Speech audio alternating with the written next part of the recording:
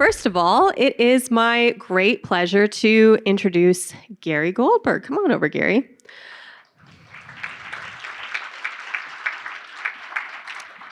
So Gary is the former president and CEO of Newmont. He's currently with BHP. Gary has a really long bio. I'm not going to read it because he is just an incredibly accomplished guy.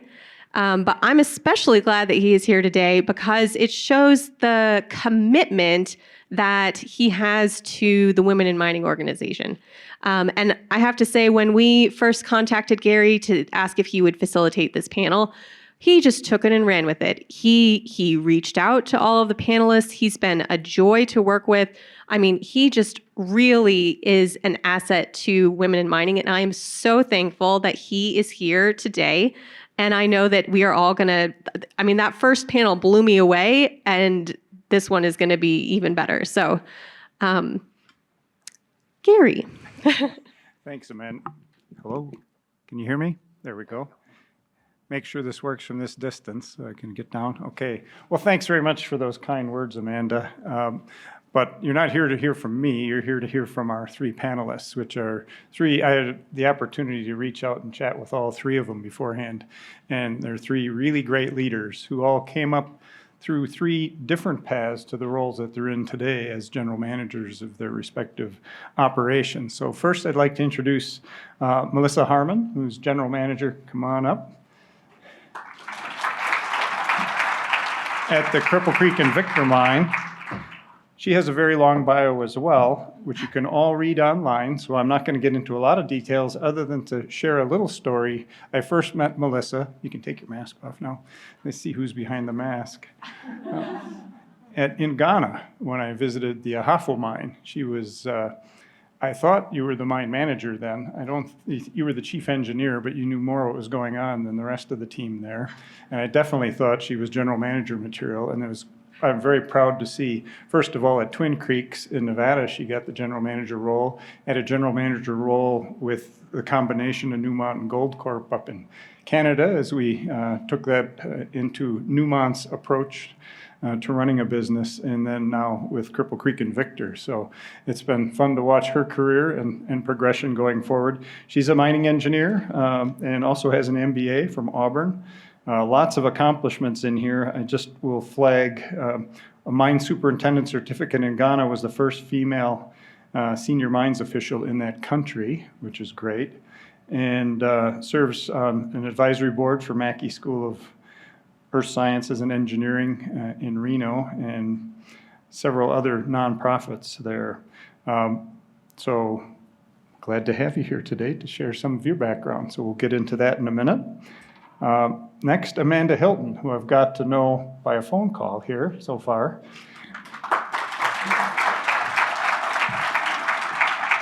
So whereas Melissa's kind of gone through a career evolution between Nevada and Ghana, kind of around the world, Amanda's kind of come up in Nevada at the operations, fourth generation Nevada native who grew up in Reno and Ely and graduated from White Pine High School there. She had 17 years at the Robinson, Nevada Mining Company and worked in a variety of roles, but her background is in accounting. So we talked this morning about what does it take to come up in a non-traditional role, and we'll hear from Amanda today of some of the things that she had to face along the way. She's also very active in terms of the Nevada Reno Mackey School and member of the Eastern Nevada chapter of the SME. And most recently, she is the first chairwoman of the board of directors of the Nevada Mining Association. So congratulations on that. Amanda earned her BS in accounting at the University of Utah, so right here, and an MBA from University of Wisconsin, which is next door to Platteville, where I got my undergrad. So glad to have you here today. And last but not least is Smiley, Elaina Ware.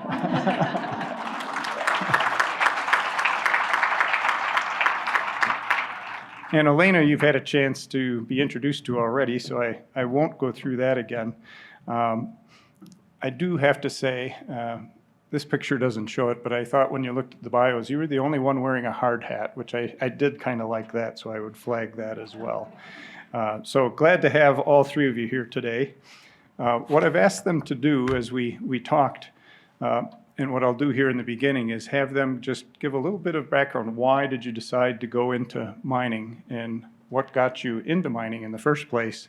And then we'll go through and ask what sort of challenges you faced. They each have some different stories to share there. What have the rewards been along the way? And then finally, what advice you might offer. And then we'll open things up to questions along the way. So I'm going to start with Melissa and just go right through and just a little bit in terms of why did you get into mining and what got you to this point? Okay. Do I have to turn my mic on? Is it going to come on?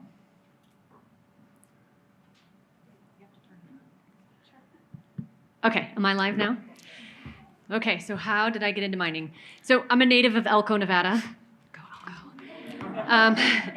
And honestly, being the native of a mining town is half the battle, right? We were just having this discussion this morning at our table that, you know, a lot of the people, not just women, but people who get into mining because they know it's an option. And they know it's an option because they grew up near it. So one of the challenges for us is to figure out how to get the word about mining out to people who don't grow up near mines. But for me, I knew mining was an option. I knew I was good at engineering and science and math. Wanted to major in some type of engineering and did a little bit of research. And it kind of goes to changing the face of what you see when you do research, right? I looked up a lot of different engineering disciplines and I saw people sitting behind computers in offices. And then I looked up mining and said, hey, those guys are outside. Those guys are outside, because those were the pictures 20-something years ago. Those guys are outside, and you know, if I'm going to do engineering, I'd rather do a field of engineering that's outside. Didn't hurt that I found there was a lot of scholarship money in mining, so that helped a lot too. And you know, I received quite a few benefits going through school, and didn't have to have any kind of debt or anything like that, thanks to the generous donations from the mining industry to scholarships. And to be honest with you, some of it was the appeal of the challenge, right? If I'm going to go into, not only am I going to be an engineer, which is already not that common for women, at least at that time, but I'm going to do it in the mining industry, and this is going to be a big challenge. I'm going to challenge myself to achieve in a place where it's not normal for someone who looks like me to achieve. So some of it was the draw of the challenge for sure. So that's how I got into mining. Thanks. Okay, there I am.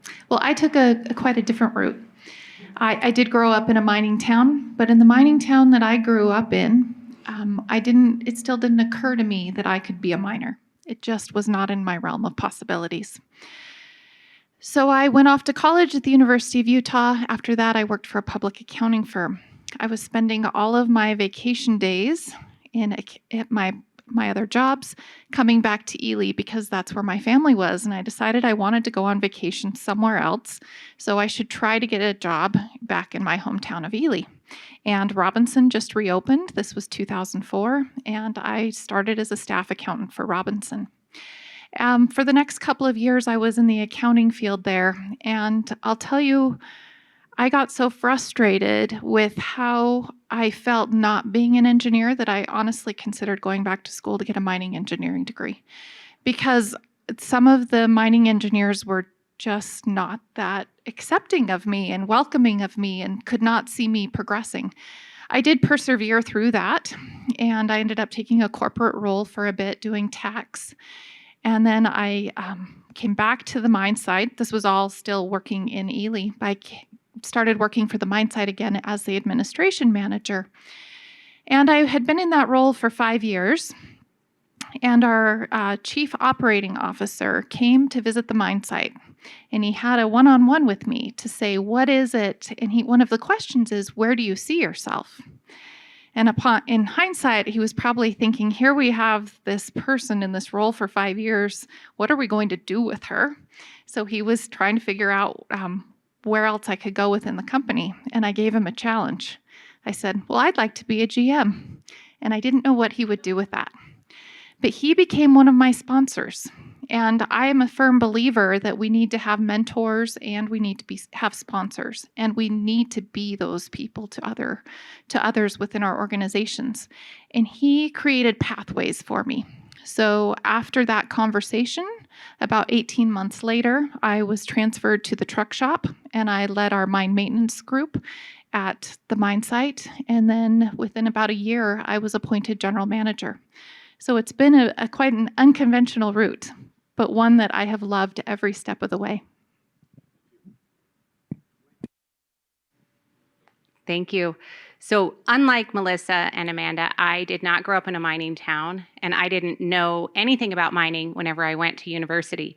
I decided on mining while I was going through that freshman engineering program where all of the different departments would come through and talk about the opportunities. And I can relate to Melissa's honesty on scholarships because I will say that influenced my decision as well.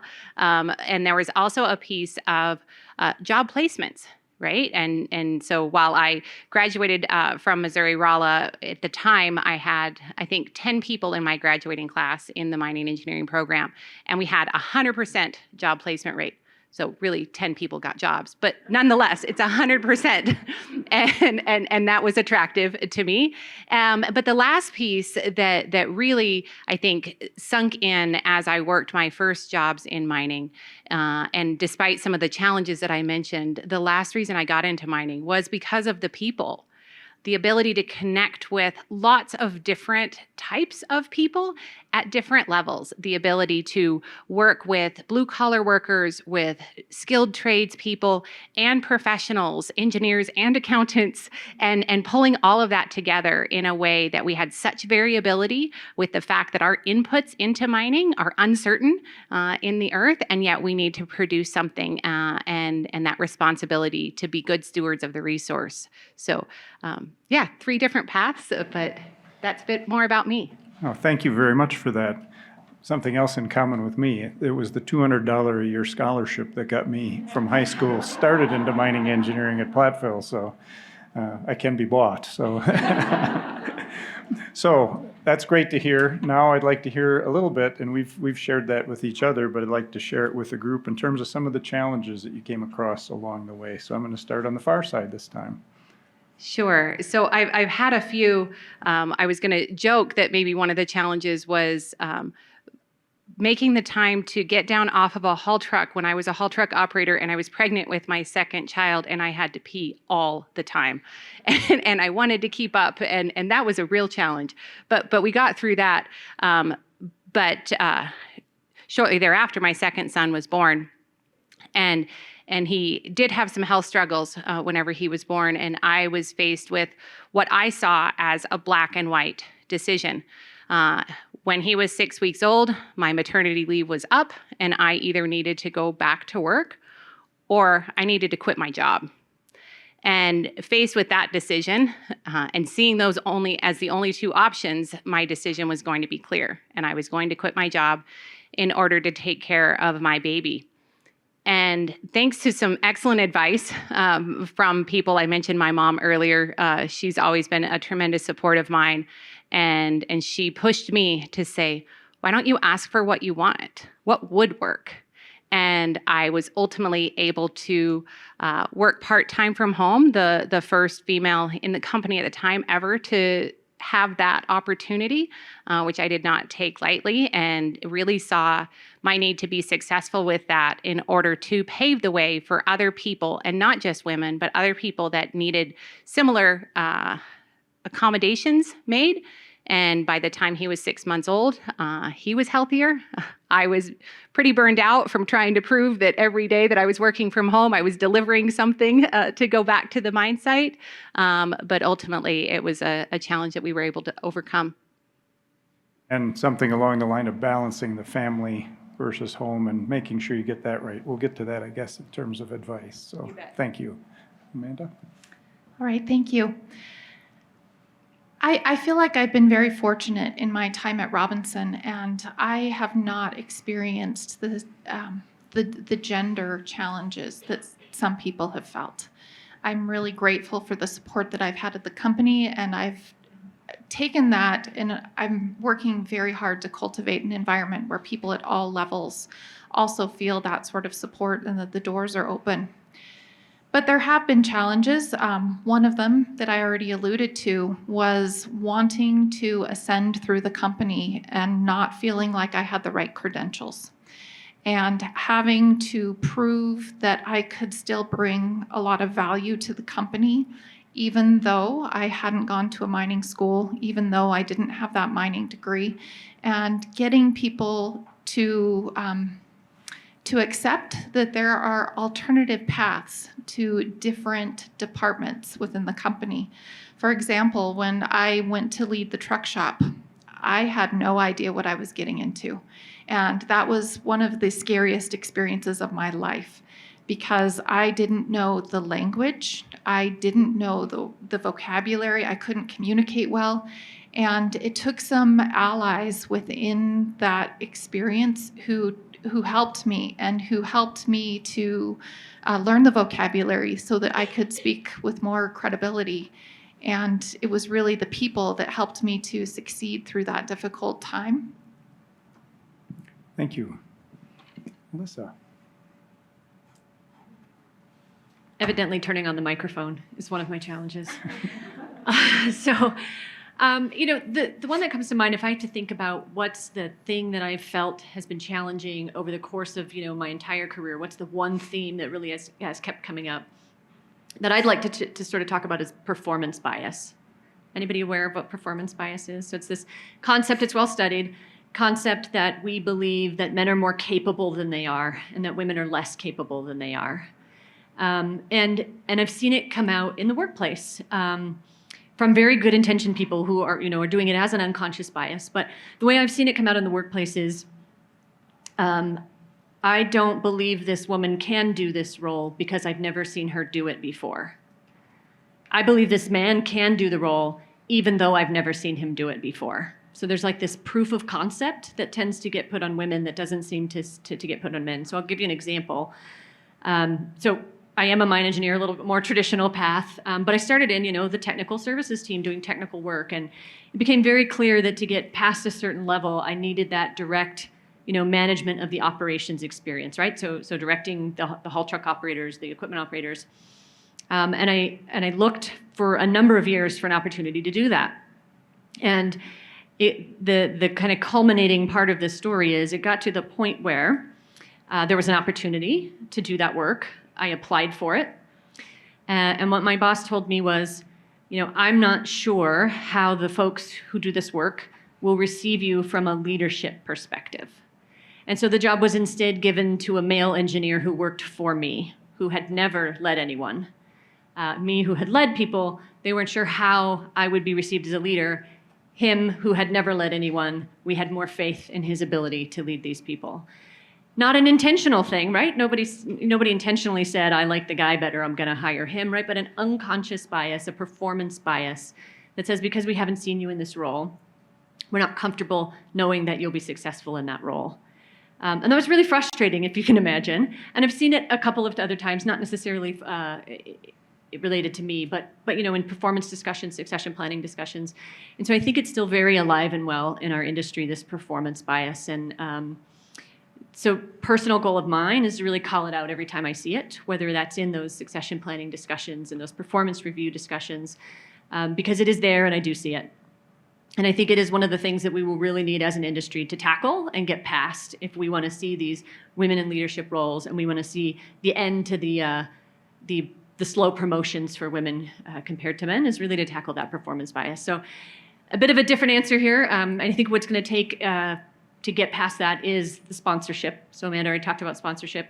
Been very lucky to have a lot of sponsors who've had been in my corner throughout my whole career, who will call out those biases, who will challenge some of those decisions. And so that's, I think, what it's really going to take. So not just the women in the room to call out the bias that they see, but the allies in the room as well, to really pay attention, notice when those biases are happening, call them out, and see if we can't remove at least that one roadblock.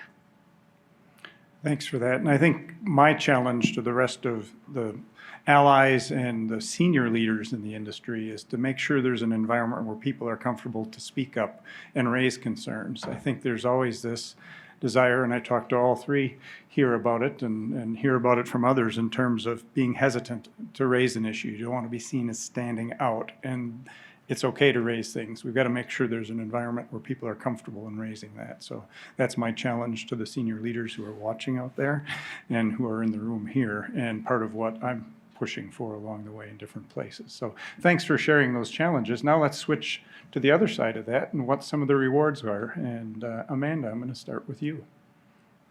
Without a doubt, the biggest rewards, especially in my current position, are the people.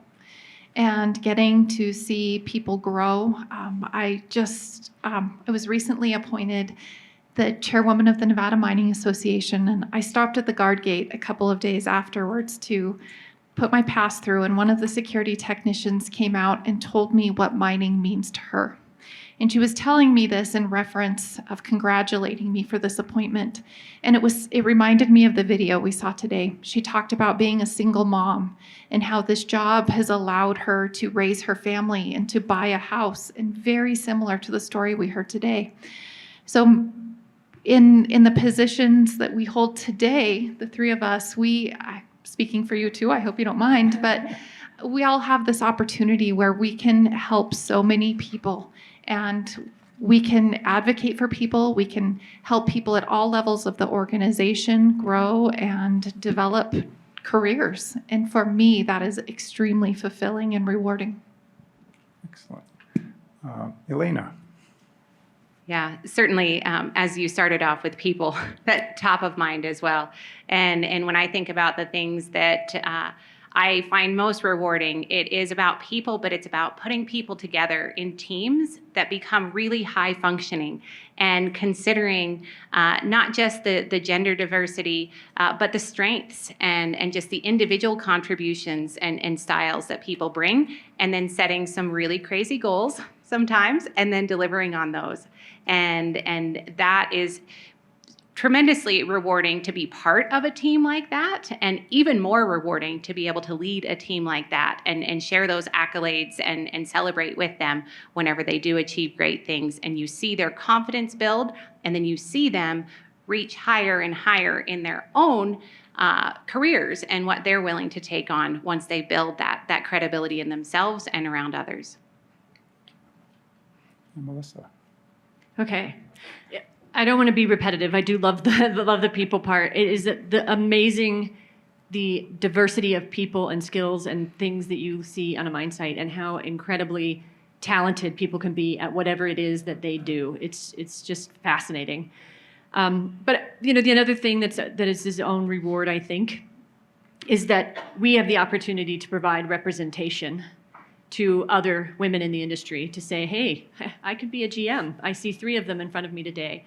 I'd like to come back here someday when this is a panel of C-suite executives or CEOs of mining companies or chairs of the board. But for now, we'll be happy with our representation being that we're 3 general managers. So just a quick story. I'm 21 years in the industry. I've never had a female boss. Never. If I trace the line from where I am to my boss, to my boss's boss, to my boss's boss's boss, at any role I've ever had, all the way up to the CEO, there's never been a female in that chain of command. I don't have a clue what it's like to work for a female because I've never experienced it. And so one of the rewards to me is that me being in this role, or any of the other roles I've done, I've then been that female boss to so many others. So hopefully there's not another generation of people who are going to grow up and say, I've never had a female boss. So to me, that's a bit of that reward, is breaking those glass ceilings, is being that representation, and really kind of sort of changing what people see for those that are coming, behind us in the next generation. I'm willing to bet that there's a good possibility maybe all of you could be in the C-suite and the CEO roles down the road.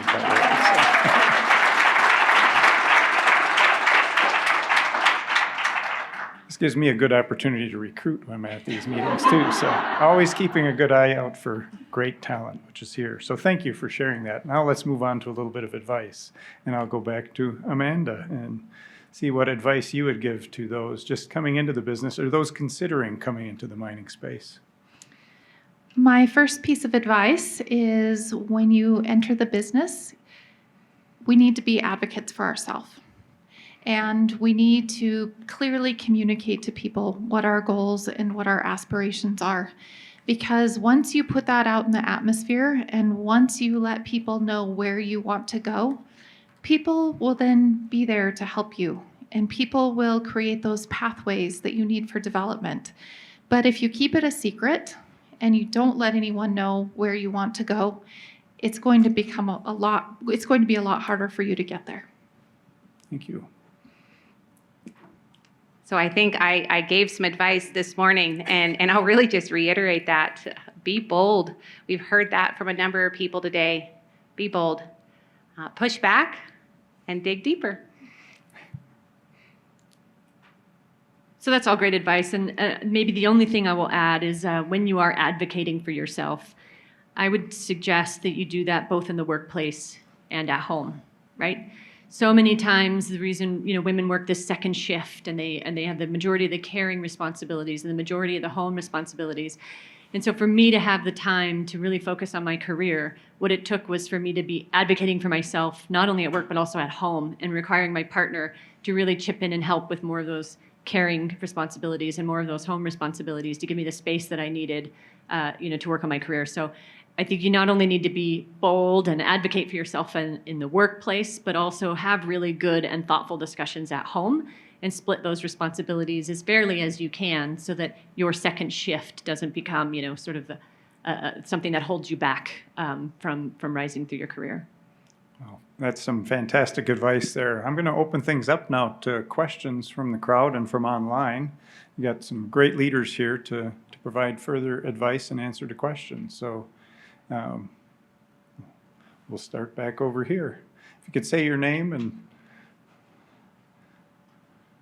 because I don't recognize just the eyes Can you guys anymore hear of me? people. Hi, I'm Kelsey Kidd. I'm just wondering more so along the lines of mentorship and the sponsorship that you're finding, especially when you're getting up into the manager level, and kind of how to navigate that and who you're reaching out to and really finding that right fit. I'll jump in with my thoughts. There's been some recent studies that show women tend to be over-mentored and under-sponsored, and that really resonates with me. And I've been in some situations where I've been assigned a mentor that maybe I didn't actually connect with, and that was not particularly helpful. So it's not just about ticking a box. And for me, the same as Melissa, I've never worked for a female at any point in my career. And I have found that there's opportunities to find mentors in unique places. So I have some mentors in other industries that maybe can give me some more insights into things and have a different perspective. And then I think that all leaders should challenge themselves, and I do this for myself, to think about who are we sponsoring, being deliberate about that, and reviewing that list, and actually writing it down and reviewing that list and saying, is that a list that I feel is complete? Does it cover all the aspects of diversity that it should? And then when you have those moments to be influential as we're talking about career paths, being really deliberate about that. And I'll just maybe add to her answer. I think it's absolutely critical. If you're in any kind of leadership role, you should have a list of the folks that you are actively sponsoring. And that list should be diverse. And you should be taking some action along the lines of that list. But I'll even say too, if you're thinking, well, I'm not a leader yet, so I can't sponsor anyone. You absolutely can sponsor peers as well, right? You can make sure that positive things are being said in rooms that they're not in about them and their work. So you can start that sponsorship from the very beginning of your time in the industry, flex those muscles, practice using them, and then make sure as you start to climb that you're sort of giving back to those who are just starting by actively sponsoring them. Some great advice there. Other questions right here?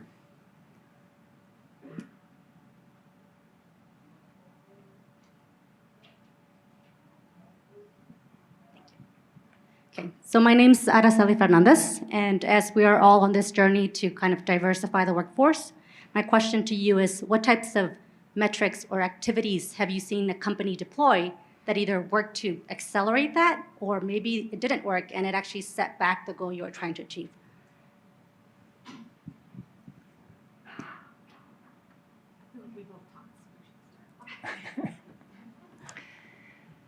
So we measure some typical things, such as number of females in the workforce. We have not taken it to very advanced levels, and it's something that we have a great area of opportunity to focus on.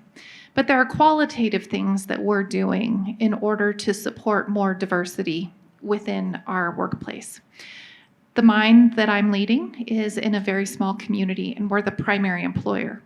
So we're looking at how can we support our community for a diverse work environment. We directly employ 15% of the workforce.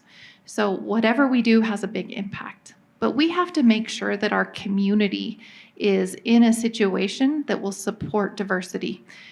For example, there is not a good daycare, a wide daycare within our community. So we're working on establishing a community-wide daycare so that then we have a system in place to promote better diversity at the mine site. So right now we're at the phase of looking at systems within the community that we can then leverage to help drive our diversity initiatives. But that's an area that we need to get a lot better at. I would mention as well that there are some simple activities that can be done. And while we do measure our metrics and that, I think that removing barriers that might exist is a great focus. And within core mining, something as simple as providing PPE for women that's not just unisex, which is really just men's that we just then wear and it doesn't fit. So things like that really matter, and I think that it sends a message to all of our employees that same benefit is provided regardless of gender. And then going back to that point about listening, and so when we are going to implement something, we're recently going through the process of implementing a benefit of busing. The way in which we implement that was in consideration of some of the women that have the need to feel like they can get to their kids if needed. And so being flexible with that and not making it mandatory, allowing that, listening to those sorts of things so that we're not adding new barriers as well. Melissa, anything you want to add? Or? Yep. So, I mean, I think metrics-wise, actual data metrics, we all track, percent female employees or percent female managers. The problem is those metrics haven't changed a whole lot in the last 10 years. So we're watching them, but we're not watching them go up, unfortunately. So I think what we're really trying to do right now is take bold action, knowing that some of those actions may be successful and some of them may not be successful, but let's just try some things and see if they work. And one of the things we've done at CCNB this year is a symbols of exclusion evaluation. So similar, PPE was one of the categories for sure, but really going out into our workplace and saying, how exclusionary are our workplaces? And we found routine tasks that were being done for people who were 6'3", right? And we found inappropriate stickers, and we found PPE not available to people of all different sizes. And we found 226 things. So it was not a small task, but it was really impactful in that we removed those symbols of exclusion. But it was also really impactful from awareness, creating awareness and learning. It caused a lot of our workforce, as we went about and did this, to really reflect on not ever realizing that this table being so high was exclusionary to people who weren't that tall, and really starting to get an appreciation for what inclusion and diversity looks like in the workplace. And so it was just a really important and impactful piece of work that we did. And we had to create it from scratch. You can't just Google how to do a symbols of exclusion review, right? It doesn't just pop up on Google with a checklist. But we have a real powerful Women and Allies business resource group that really helped us develop it. So would also be happy to share those tools with anyone here, but really, really powerful exercise, and it really helped with our inclusion and diversity awareness. And I think that's going to be the first step to that and some other bold actions to try that are going to change those numbers that we've been watching kind of be pretty flat for quite a while.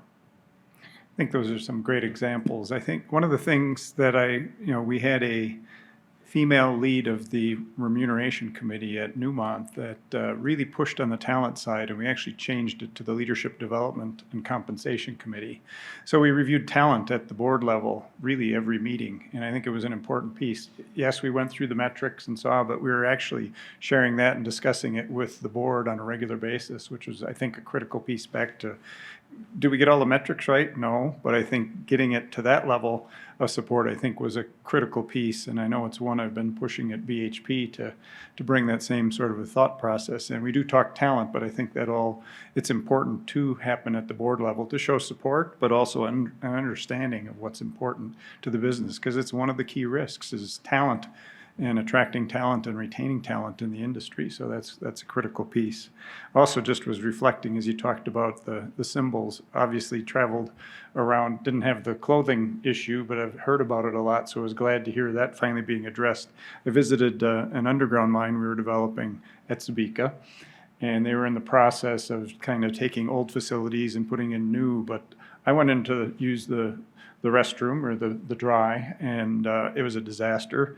And then I asked the ladies, our CFO, who had gone into the women's, what theirs was like, and she didn't even want to talk about it. So I took the regional vice president for a tour, and we went in there, and I was getting photos every week of what they were doing to improve on those conditions after that, because they hadn't thought about that side of it.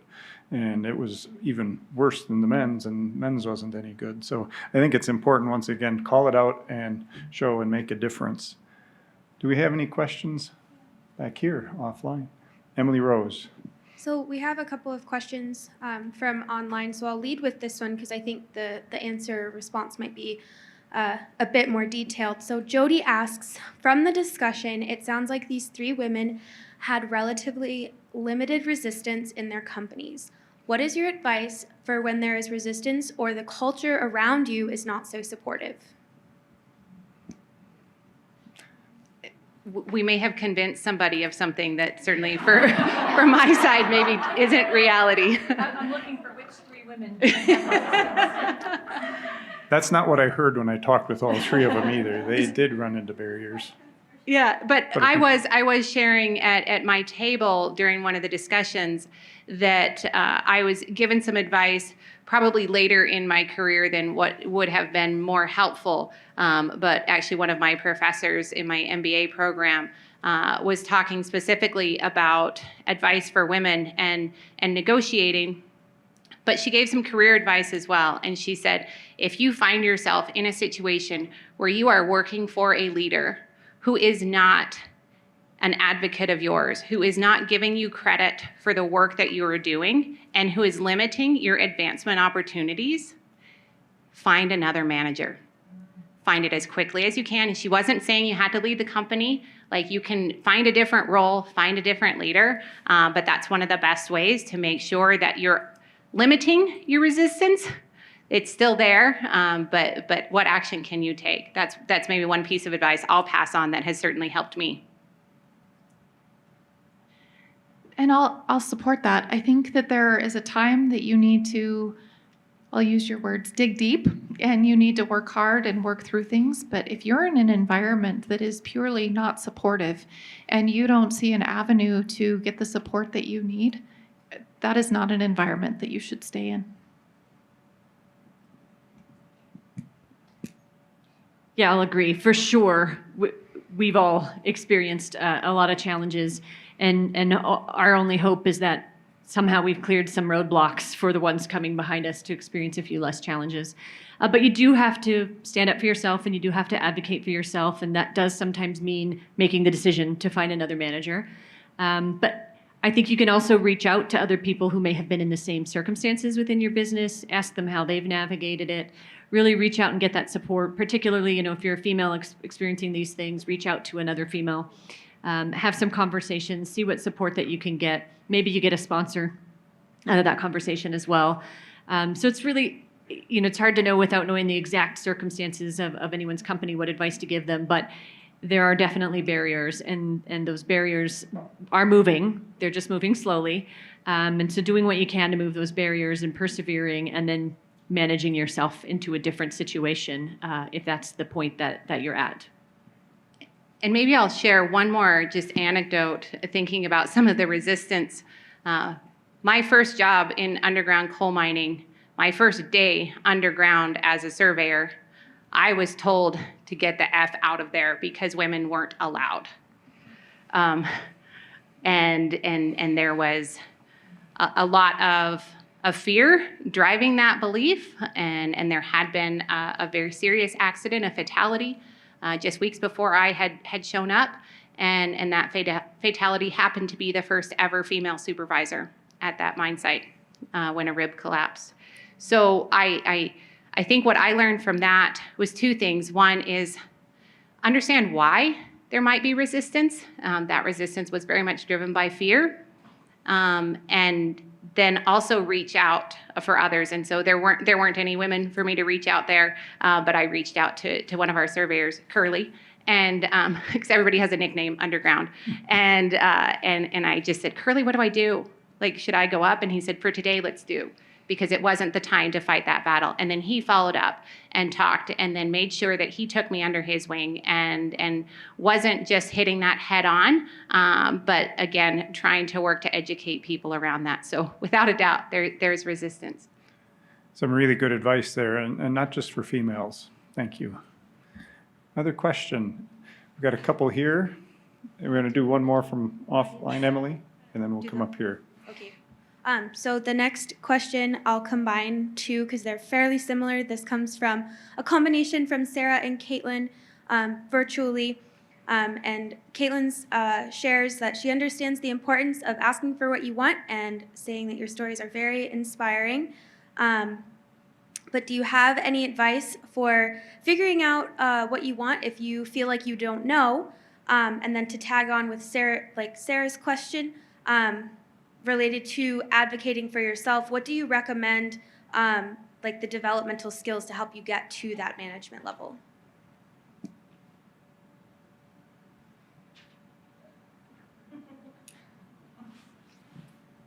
So I will certainly admit to you that several times in my career I've thought, I don't know what I want to do next. I don't know what I should ask for or what I should advocate for. But often what's kind of helped me get off of being stuck there is to imagine, well, what will happen if this role comes open? If that role comes open, is that something I'd be interested in? And if I say no, how will I react if someone else gets that role? So if I say no and this other person gets the role, am I going to be happy for them? Am I going to think that's really great? Or am I going to think, darn it, I would have done better in that role, right? And so that's kind of helped that sort of thought process around, what if this role comes open? But even more importantly, what if someone else gets this role when it comes open? How will I feel? Has helped me kind of get to the root of how I feel about that next role and whether that's something I really want to do or something I don't want to do. But I think the key is really to try to figure that out and be prepared, because you want to have a sense of how you'll answer the opportunity when that opportunity comes up. It's much easier to think about picking up the family and moving them if you've thought about that personality or that probability ahead of time. It's much harder when you're surprised with the option to move into a new role, to get your mind wrapped around doing it. So preparation is really important. And it is hard to get yourself off of, I'm not really sure what I want to do next, but I think you can challenge yourself with some what-if scenarios and see how you react and see if that doesn't help guide you to what you really want to do next. Another thing that I would suggest is if you're working for a larger organization, become friends with people in different departments and just talk to them about what their jobs are like and how they're engaged with their jobs and what fascinates them. And as you're developing those relationships, you learn a lot more about different departments or different disciplines within the mining field. And then at that point, you can start considering if that's something that you would enjoy for the next step of your career. And then as you figure out what that next step might be, or what multiple different options might be, figure out what you're going to do to invest in yourself to set yourself up for that. So we all have our MBA. That's a commitment over and above work and family. And certainly I think that investing in yourself is an investment that pays off. So think about what that might be. Learning another language, having different experiences, setting your sights on that. So I would encourage you to be a little bit selfish with the end in mind about what are you going to do for yourself to make sure that when those opportunities become available, you're ready. A lot in there about relationships and how you develop those relationships. With COVID, that's been a challenge because you don't get the around the coffee pot or water cooler sort of conversations. What are some of the things you've done over the last 2 years almost to make those relationships happen or try to make them happen as we hopefully get back to more normal?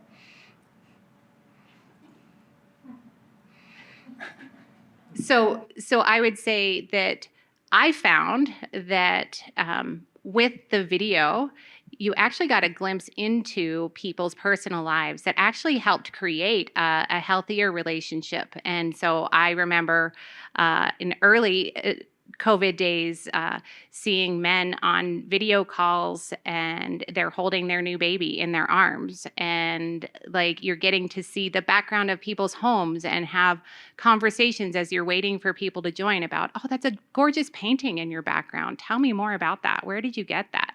I think we got to see more of who people are at home, and that's really who we are. And so I actually found that in a lot of ways the relationships improved as we got to see more of each other. And I think over the last 18 months, we've all had to take a really deliberate approach in having one-on-one meaningful conversations with each other. I hadn't quite appreciated the value of the water cooler until that water cooler was taken away. So making sure that while we aren't having those very casual conversations that were so meaningful in the past, making sure we have time scheduled and we're very thoughtful when we are talking to people on our teams so that we can talk to them about how they are, how their family is, and really talking about how they're dealing with these difficult times that we've been through. Because everyone has been impacted in different ways during COVID, and we've had to really sit and understand how we can help each other. Yeah, I'll just add that, pre-COVID, I think it was in-person meetings or fire off an email, right, to someone. And in COVID, now that those meetings aren't really in person anymore and they're through a screen, which is great, and you can see them. And I love your point about seeing into their houses. I love noticing the dogs that end up in everyone's background.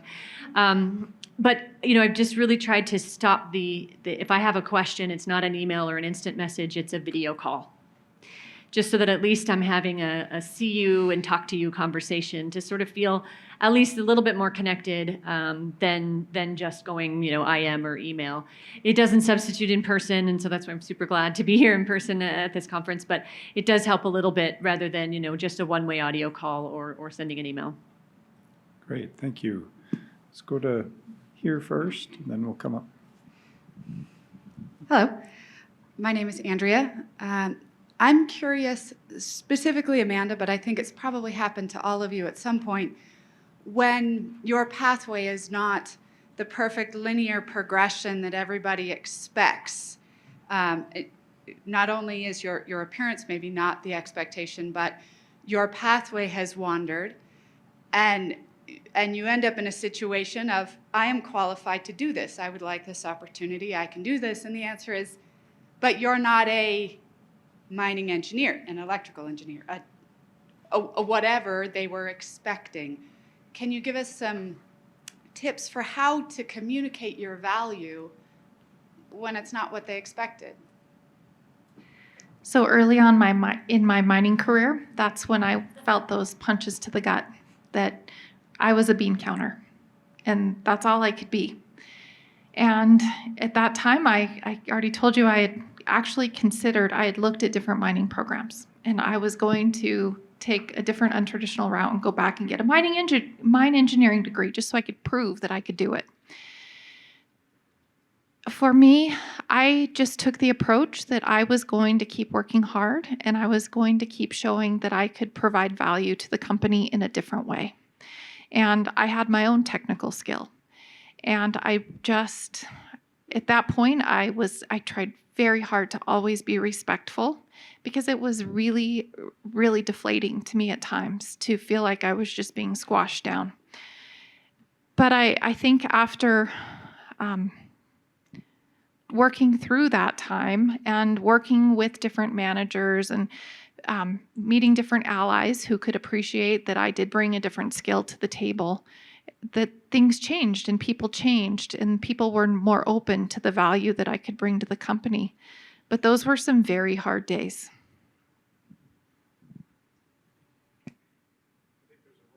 As well for senior leaders to make sure they're in there, not just dropping you into the fire pit, but making sure there's support along the way. If you're going to take those chances, make sure they get a good chance to succeed along the way. I think it's something I know we've talked about at Newmont as we tried people in different roles. Let's make sure they're prepared and have the support around them to make sure they can succeed. Otherwise, you're not helping anyone. Do you have any other points to add?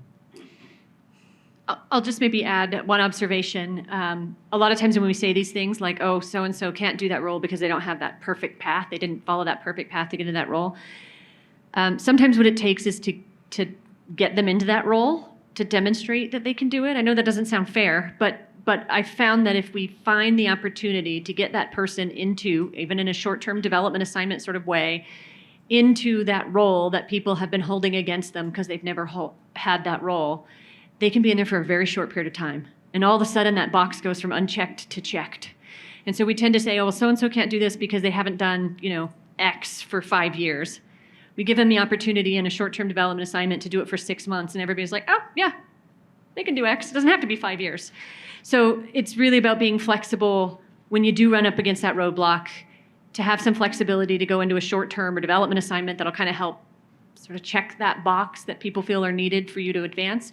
But then as leaders, to provide those opportunities for people, those short-term development assignments, those opportunities to prove that they can do something people tend to believe they can't do, so that their career can take off from there. It's interesting you bring that up because through my career path, I was told that I would be leading the mine maintenance department for 5 years. And I had this magic 5 years that I would be there, and then I would be eligible to become a general manager candidate. And 9 months later, I was appointed general manager. So that box got checked. Excellent.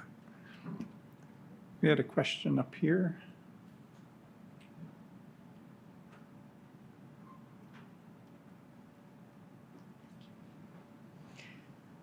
Hi, this is Javad. I'm professor of mining engineering at the University of Nevada, Reno.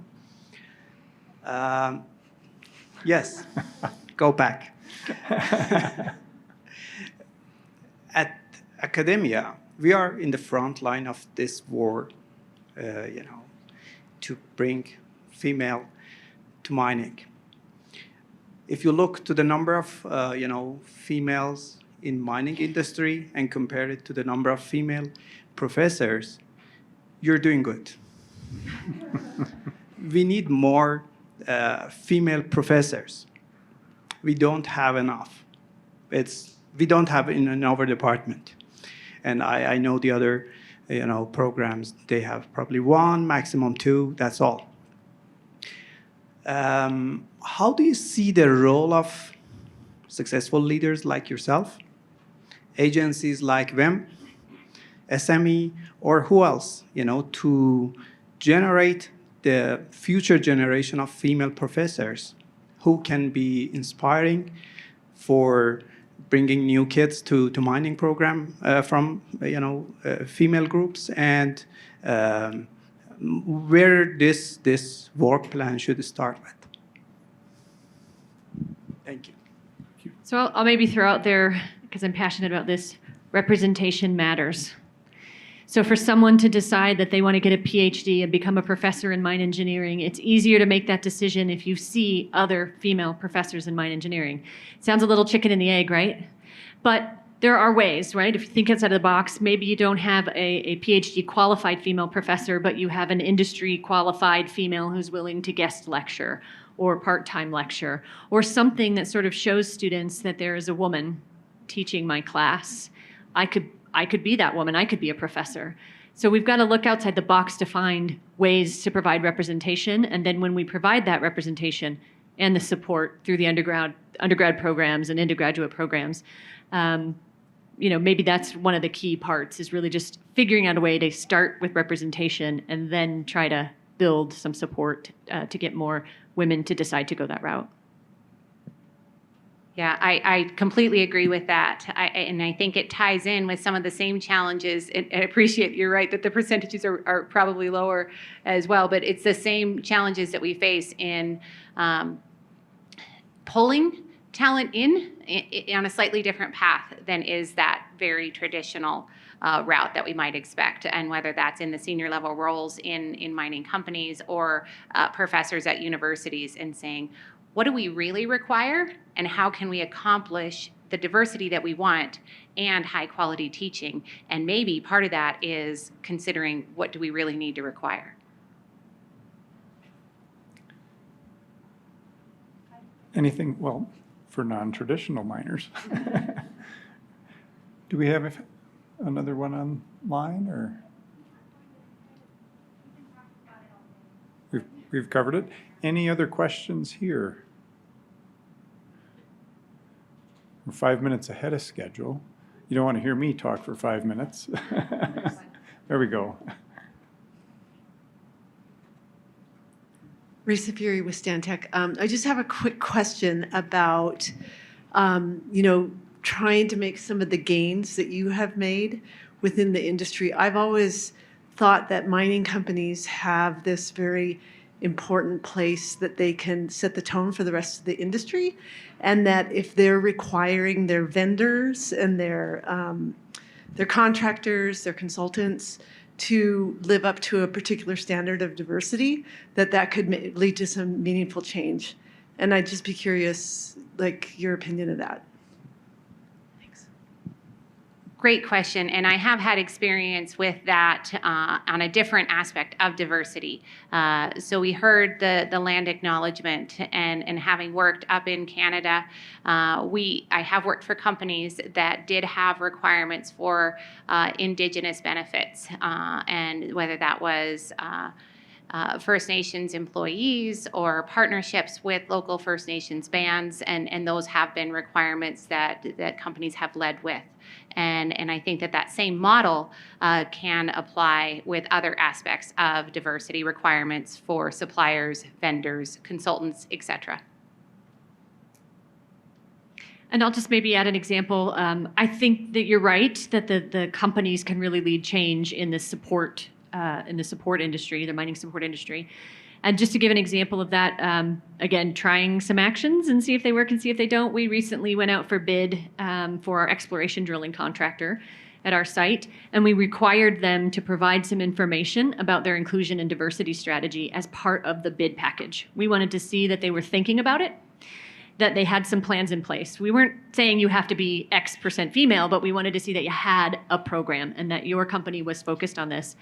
And the successful bidder did end up being the one that had the most advanced inclusion and diversity strategy. They participated in our symbols of exclusion review. We went out and visited their exploration drill rigs. We've sort of, I'll call it, pressured them into thinking a little bit more broadly in how they hire, and we now have 2 female drill helpers on exploration rigs at our site, which I think I've never seen before in my time in the industry. So we are just starting, I think, to really exert some influence in that space, and I expect that you'll see that grow over time. Thank you. I think there will need to be bold movements like that for us to see the changes that we need to see in this industry. So I'm really looking forward to the future and how at the individual mining companies, but then within the entire industry, to see the different actions that we're all going to be taking to improve the diversity within our entire industry. Any last questions? One right here. Really not a question, perhaps. I'm trying to put you in a spot, but what are the personal commitments the 3 of you have made, being in the leadership of companies, to make a change in this direction?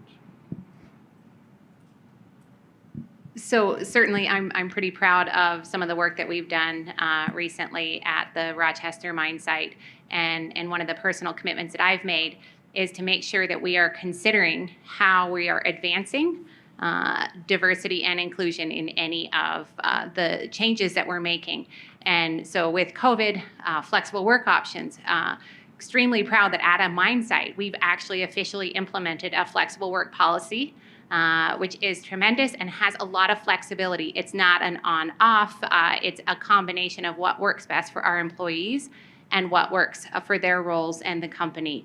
And it's not exclusive to women by any means. It's a benefit, but it has that flexibility in it. One of the commitments that I've made has to do with our broader community. and diversity and inclusion within our community. We've worked with our local school district, and we've sponsored a whole series of workshops for the teachers, and it's actually just in the last couple of weeks, it's gone to the high school students and the middle school students about diversity and inclusion, because we recognize that in order for us to be successful at a mine site, our whole community needs to be successful. And we can't just be doing this in isolation. We have to take a holistic approach. Okay, and I mentioned earlier that we're experimenting with some bold actions. One of the things we're really experimenting with this year has to do with trying to remove some of the biases that come into play for the women who do apply. I know we talked earlier about we're all sucking from the same straw, but until we fix that front end pipeline, what can we do about the people who are applying currently, and how do we remove the bias? And so one of the things we do is we require a female on every interview panel. If you can see it, you can be it. And then we also, for entry-level roles, by definition, these are roles where you don't need previous skills. We will train you. We require 50% of the people who get advanced to the interview stage be female. So that's caused our managers to look at how they narrow down the resumes and the applications they get in a very different way. Previously, you get 100 people apply for a haul truck operator job, and your default of how you're going to narrow that down is, well, let me look for all the people with previous mining industry experience. Guess what you're going to get? 85% male, 15% female, roughly. Because you've gender biased by using previous experience to narrow down the pool of candidates for a role that doesn't require previous experience. So we've challenged, by setting that target, 50% that interviewed had to be female, we've challenged the hiring managers to look at those applications and resumes a different way. You can't look at them for previous experience, so now you got to look at them for other things. Maybe it's diversity of experience. Maybe it's other types of experience a person's had. Maybe it's driving record. To be honest, we'll look at people's DMV driving record because they're going to be a haul truck operator, and we'll look for who has the cleanest driving record, or other ways to sort of narrow down that pool other than previous mining experience. And so it's caused people to really have to think outside the box. And for sure now we've gotten more women to the interview stage than we ever would have before. And guess what? They're doing well in the interviews, and so we're hiring them. And so we've gone from about 10.5% female to 12.5% female in about a year. And it's because we've tried to do these bold actions. And some of them will work and some of them won't work, but we're trying them, and it's making a difference. Well, great question, but even better answers. Thank you for that.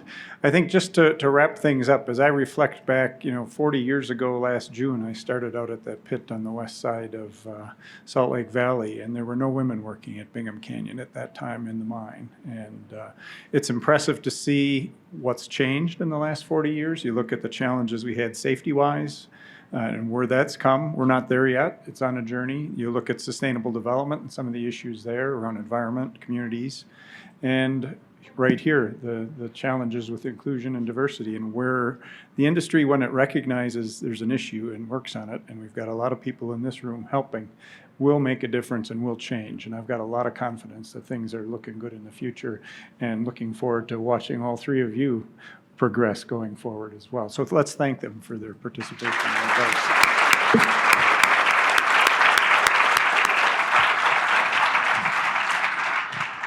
Yes, before you leave the stage, I also wanted to thank all three of you personally.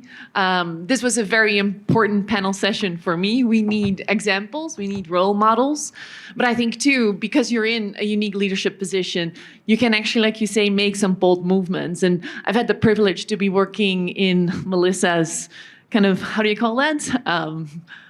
Management, yeah. And it's really been very eye-opening, all of the, again, bold movements that she's making to make Cripple Creek a more diverse and more inclusive organization. So thank you so much, Gary, for doing such an awesome job, and thank you three for being here today. Thanks for having us. Well done.